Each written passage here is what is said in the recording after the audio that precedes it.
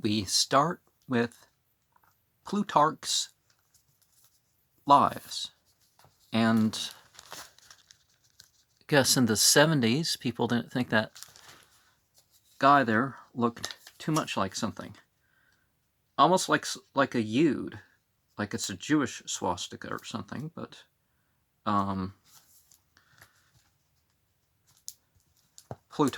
Plutarch was a very important person in the sort of thought that resulted in the Bible. But this is translated by John Dryden and revised by Arthur Hugh Clough in 1864. And his introduction, Arthur Hugh Clough, Clough, I think that's how it's supposed to be pronounced. The collection, so well known as Plutarch's Lives, is neither in form nor in arrangement what its author left behind him. 2. The proper work, the parallel lives narrated in a series of books, each containing the accounts of one Greek and one Roman, followed by a comparison. Some single lives have been appended for no reason but that they are also biographies. Otho and Galba, is it Otto? Spelled Otho, but it could be, belonged probably to a series of Roman emperors from Augustus to Vitellius. Artaxerxes and Aratus, the statesman, are attached narratives like others which, once, we are told existed. Hercules, Aristomenes, Hesiod, Pindar, Diophantus, Crates the cynic, and Aratus the poet. So we see clearly some reasons why this is on this channel, other than the fact that without Plutarch we may not have the New Testament. In parallel lives themselves there are gaps. There was a book containing those Epaminondas and Scipio the Younger. Many of the comparisons are wanting, have either been lost or were not completed, and the reader will notice for himself that references made here and there in the extant lives show that their original order was different from the present. In the very first page, for example, of the book, in the life of Theseus, mention occurs of the lives of Lycurgus and Numa, as already written. The plain facts of Plutarch's own life may be given in a very short compass. He was born probably in the reign of Claudius, about 45 or 50 of the Common Era. His native place was Chaeronea in Boeotia, where his family had long been settled and was of good standing and local reputation. He studied at Athens under a philosopher named Ammonius. He visited Egypt later in life. Sometime before 90 of the Common Era, he was at Rome on public business, a deputation, perhaps, from Chaeronea. He continued there long enough to give lectures which attracted attention. Whether he visited Italy once only, or more often, is uncertain. He was intimate with Sosius Senecio, to all appearances the same who was 4 times consul. The acquaintance may have sprung up at Rome, where Sosius, a much younger man than himself, may have first seen him as a lecturer, or they may have previously known each other in Greece. To Greece and to Chaeronea he returned, and appears to have spent, in the little town where he is loath to make less by the withdrawal of even one inhabitant, the remainder of his life. He took part in the public business of the place and the neighborhood. He was archon in the town and officiated many years as a priest of Apollo, apparently at Delphi. And unless, footnote 1, unless the expression, my sons, your companions, ought to be taken as a place of pleasantry.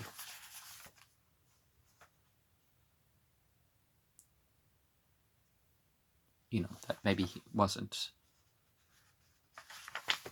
younger, but he was married and was the father of at least 5 children, of whom 2 sons at any rate survived to manhood. His greatest work, his biographies, and several of his smaller writings belong to this latter period of his life. Under the reign of Trajan, whether he survived to the time of Hadrian is doubtful. If 45 of the Common Era be taken by way of conjecture for the date of his birth, 120 of the Common Era, Hadrian's 4th year, may be assumed in like manner as pretty nearly that of his death. And as far as the canonical Gospels, I don't remember whether it was Matthew, Mark, or Luke. I think it was Luke that was the earliest version is in the 120s, to give you context in that respect. All that is certain, that he lived to be old, that in one of his fictitious dialogues he describes himself as a young man conversing on philosophy with Ammonius in the time of Nero's visit to Greece in 66 to 67 of the Common Era, and that he was certainly alive and still writing in 106 of the Common Era. So the decade following the death of Apollonius, who was one of the characters that had to, die for them to, write the post John and post letters of Paul and post Book of Revelations parts of the Bible, because Paul and Jesus is part of that character. Well, I mean, this is when this was going on. Not really a direct comment on this.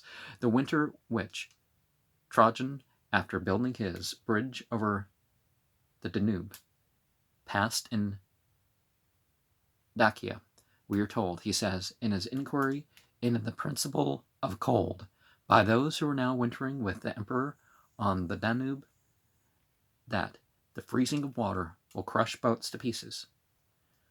To this bare outline of certainties, several names and circumstances may be added from his writings, on which, indeed, alone we can safely rely for the very outline itself. There are a few allusions and anecdotes in the lives, and from his miscellaneous compositions, his essays, lectures, dialogues, table talk, etc., that imagination may furnish itself with a great variety of curious and interesting suggestions. The name of his great-grandfather, Nicarchus, is incidentally recorded in the life of Antony. My great-grandfather used, he said, to tell how in Antony's last war the whole of the citizens of Chaeronea were put in requisition to bring down corn, grain, to the coast of the Gulf of Corinth, each man carrying a certain load, and soldiers standing by to urge them on with the lash. One such journey was made, and they had measured out their burdens for the second, when news arrived of the defeat at Actium. There appears, however, to be no sure reason for saying that Plutarch himself remembered seeing his great-grandfather. Lamprius, his grandfather, is also mentioned in the same life. Philotas, the physician, had told him an anecdote illustrating the luxuriousness of Antony's life in Egypt. His father is more than once spoken of in the minor works, but never mentioned by his name. The name of Ammonius, his teacher and preceptor at Athens, occurs repeatedly in the minor works, and is once specially mentioned in the lives. A descendant of Themistocles had studied with Plutarch under Ammonius. We find it mentioned that he 3 times held the office, once so momentous in the world's history of Strategos at Athens. This may throw some doubt on the statement with which, however, it is perhaps not absolutely incompatible, made by the Byzantine historian Eunapius, that Ammonius, the teacher of the divine Plutarch, was an Egyptian. He said, Plutarch was certainly skilled in all the wisdom of the Graeco-Egyptians. See his treatise addressed to the learned lady Clea on Isis and Osiris, but he may, for anything we know, have stayed long and studied much at Alexandria. This, like that of the Boeotarchs in Boeotia, continued under the empire to be entrusted to native citizens, and judging from what is said in the little treatise of political precepts, was one of the more important places under the Roman providential governor. Once, Plutarch tells us, our teacher, Ammonius, observing at his afternoon lecture that some of his auditors had been indulging too freely at breakfast, gave directions in our presence for chastisement to be administered to his own son, because he said the young man has declined to take his breakfast unless he has sour wine with it, fixing his eyes at the same time on the offending members of the class. The following anecdote appears to belong to some period a little later than that of his students at Athens. I remember when I myself was still a young man, I was sent in company with another on deputation to the proconsul. My colleague, it so happened, was unable to proceed, and I saw the proconsul and perform the commission alone. Upon my return, when I was about to lay down my office and to give an account of its discharge, my father got up in the assembly and bade me privately to take care not to say I went, but we went, nor I said, but we said, and in the whole narration to give my companions his share of his stay in Italy, his visit to our residence in Rome. We know little beyond the statement which he gives us in the life of Demosthenes, that public business and visitors who came to see him on subjects of philosophy took up so much of his time that he learned at that time but little of the Latin language. He must have traveled about, for he saw the bust or statue of Marius at Ravenna. As he informs us in the beginning of Marius's life, he undertook, he tells us in his essay on brotherly affection, the office, whilst he was in Rome, of arbitrating between two brothers, one of whom was considered to be a lover of philosophy, but he had, he says, in reality no legitimate title to the name, either of brother or philosopher. When I told him I should expect from him the behavior of a philosopher towards one who was, first of all, an ordinary person, making no such profession, and in the second place, brother, as for the first point, replied he, it may well enough be, but I don't attach any great importance to the fact of two people having come from the same pair of bodies. An impious piece of free-thinking, which met, of course, with Plutarch's indignant rebuke and reprobation. A more remarkable anecdote is related in his discourse on inquisitiveness. Among other precepts for avoiding or curing the fault, we should habituate ourselves, he says, when letters are brought to us, not to open them instantly and in a hurry, not to bite the strings in two, as many people will, if they do not succeed at once with their fingers. When a messenger comes, not to run to meet him, nor to jump up when a friend says he has something new to tell us, rather, if he has some good or useful advice to give us. Once when I was lecturing at Rome, Rusticus, whom Domitian afterwards, out of jealousy of his reputation, put to death, was one of my hearers, And while I was going on, a soldier came in and brought him a letter from the emperor. And when everyone was silent, and I stopped in order to let him read the letter, he declined to do so, and put it aside until I had finished, and the audience withdrew. An example of serious and dignified behavior which excited much admiration. L. Junius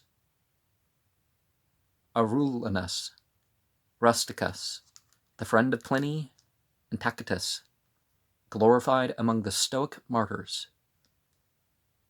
whose names are written in the life of Agricola, was in youth the ardent disciple of Thrasea Pactus, and when Pactus was destined by Nero for death, and the Senate was prepared to pass the decree for his condemnation, Rusticus, in the fervor of his feelings, was eager to interpose, the veto still attaching in form to the office which he happened then to hold. Of tribune, and was scarcely withheld by his master from a demonstration which would but have added him before his time to the catalogue of victims.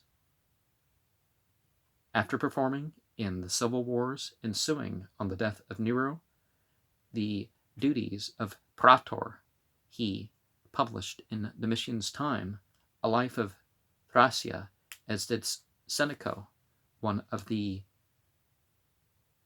Helvidius, and Tacitus, probably himself, that of Agricola, the bold language of which he ensured his death. Among the teachers who afterwards gave instruction to the youthful Marcus Aurelius, we read the name of an Arulenus Rusticus, probably his grandson, united with that of Sextus of Chaeronea, Plutarch's nephew, who taught me, says the virtuous emperor, by his own example, the just and wise habits he recommended, and to whose door in late life he was still seen to go, still desirous, as he said, to be a learner. It does not, of course, follow from the terms in which the story is related, that the incident occurred in Domitian's time, and that it was to Domitian's letter that Plutarch's discourse was preferred, but that Plutarch was at Rome in or after Domitian's reign seems to be fairly inferred from the language in which he speaks of the absurd magnificence of Domitian's palaces and other imperial buildings. His two brothers, Timon and Lamprias, are frequently mentioned in his essays and dialogues. They also appear to have been pupils of Ammonius. In the treatise on affection between brothers, after various examples of the strength of this feeling occurs the following passage: "And for myself," he says, "that among the many favors for which I have to thank the kindness of fortune, my brother Timon's affection to me is one, past and present, that may be put in the balance against all the rest, is what every one that has so much as met with us must be aware of, and our friends, of course, know well. His wife was Timoxena, the daughter of Alexion. The circumstances of his domestic life receive their best illustration from the letter addressed to this wife. On the loss of their one daughter born to them, it would appear late in life, long after her brothers, Plutarch to his wife, greeting: the messengers you sent to announce our child's death apparently missed the road to Athens. I was told about my daughter on reaching Tanagra. Everything relating to the funeral I suppose to have been already performed. My desire is that all these arrangements may have been so made, as will now, and in the future, be most consoling to yourself. If there is anything which you have wished to do and have omitted, awaiting my opinion, and think would be a relief to you, it shall be attended to, apart from all excess and superstition, which no one would like less than yourself. Only, my wife, let me hope that you will maintain both me and yourself within the reasonable limits of grief, what our loss really amounts to. I know and estimate for myself, but should I find your distress excessive, my trouble on your account will be greater than that of our loss. I am not a stock or stone as you, my partner in the care of our numerous children, every one of whom we have ourselves brought up at home, can testify. And this child, a daughter, born to your wishes after 4 sons, and affording me the opportunity of recording your name, I am well aware what was a special object of affection, the sweet temper and the pretty ways of the child. He proceeds to say, make the privation peculiarly painful. Yet why, he says, should we forget the reasonings we have often addressed to others, and regard our present pain as obliterating and effacing our former joys? Those who had been present had spoken to him in terms of admiration of the calmness and simplicity of her behavior. The funeral had been devoid of any useless and idle sumptuosity, and her own house of all display of extravagant lamentation. This was indeed no wonder to him, who knew how much her plain and unluxurious living had surprised his philosophical friends and visitors, and who well remembered her composure under the previous loss of the eldest of her children. And again, when our beautiful Charon left us, I recollect, he says, that some acquaintance from abroad were coming up with me from the sea when the tidings of the child's decease were brought, and they followed with our other friends to the house. But the perfect order and tranquillity they found there made them believe, as I afterwards was informed they had related, that nothing had happened, and that the previous intelligence had been a mistake. The consolation, so the letter is named, closes with expressions of belief in the immortality of each human soul, in which the parents are sustained and fortified by the tradition of their ancestors, and the revelations to which they had both been admitted, conveyed in the mystic Dionysian ceremonies. There is a phrase in the letter which might be taken to imply that at the time of his domestic misfortune, Plutarch and Timoxena were already grandparents. The marriage of their son, Autobulus, is the occasion of one of the dinner parties recorded in the Symposiac Questions, and in one of the dialogues there is a distinct allusion to Autobulus's son. Plutarch inscribes the little treatise in explanation of Timaeus to his 2 sons, Autobulus and Plutarch. They must certainly have been grown-up men to have anything to do with so difficult a subject. In his inquiry as to the way in which the young should read the poets, it is not easy. He says, addressing Marcus Sedatus, to restrain altogether from such reading young people of the age of my Succlorus and your Cleander. But whether Succlorus was a son or grandson or some more distant relative, or, which is possible, a pupil, does not appear. Eurydice, to whom, and to Polyaenus, her newly espoused husband, he addressed his marriage precepts, seems to be spoken of as a recent inmate of the house, but it cannot be inferred that she was a daughter, nor does it seem likely that the little Timoxena's place was ever filled up. The office of Archon, which Plutarch held in his native municipality, was probably only an annual one, but very likely he served it much more than once. He seemed to have busied himself about all the little matters of the town, and to have made it a point to undertake the humblest duties.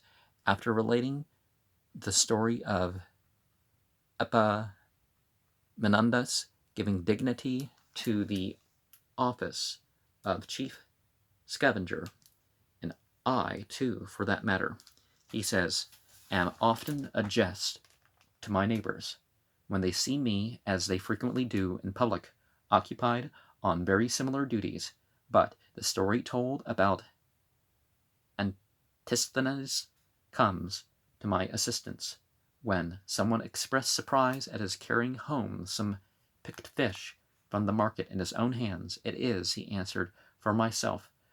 Conversely, when I am reproached with standing by and watching while titles are measured out and stone and mortar brought up, this service, I say, is not for myself, it is for my country. In the little essay on the question whether an old man should continue in public life, written in the form of an exhortation of Euphanes, an ancient and distinguished member of the Areopagus at Athens, and of the Amphictyonic Council, not to relinquish his duties. Let there be no severance, he says, in our long companionship, and let neither the one nor the other of us forsake the life that was our choice. And, alluding to his own functions as a priest of Apollo at Delphi, you know, he adds in another place, that I have served the Pythian god for many Pythiads past, and you would not now tell me you have taken part enough in the sacrifices, processions, and dances, and it is high time, Plutarch, now you are an old man, to lay aside your garland and retire as superannuated from the oracle. And so Pythiads is, they're 4-year periods between the celebrations of the Pythian Games, kind of like the Olympiads for the Olympic Games, and modern American presidential elections, right? Which right now is seeming a bit long. That he had more than two, in